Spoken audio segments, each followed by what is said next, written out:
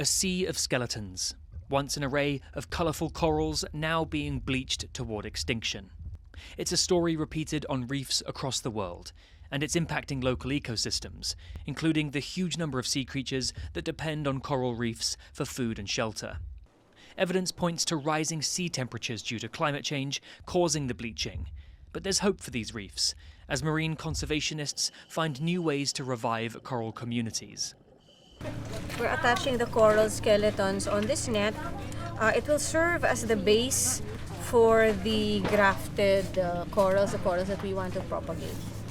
Carmela Sevilla, a diving instructor working in the Philippine coastal town of Baoan, dedicates her time to protecting the damaged reefs by building coral nurseries.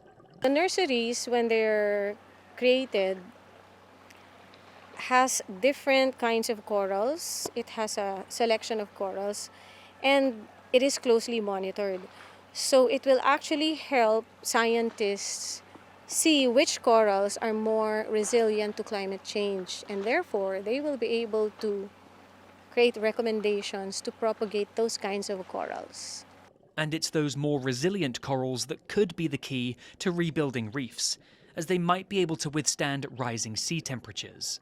It will not directly help coral bleaching, but because of what we have seen on the reef, so sometimes some corals, when they bleach and then they recover, they can be a little stronger than their friends, right? So you want to really propagate that stock. Just across the sea in Taiwan, marine scientists are also taking steps to cultivate more heat-resistant corals, particularly as the El Niño effect compounds the warming of the Western Pacific, a process its cooling counterpart La Niña may not be able to counteract. 对台湾来说，下半年大概一半的几率会进到反圣婴，而现在整体的海温因为已经垫高了，那到反圣婴的时候，整个西太平洋啊，包括像菲律宾啊、台湾这一带，发生海洋热浪的几率是非常高的，也就是我们可能即将迎来下一次的珊瑚大白化事件。 Not only are sea temperatures rising, but a lack of typhoons in recent years is starving Taiwan's reefs of the cooler waters they need to thrive.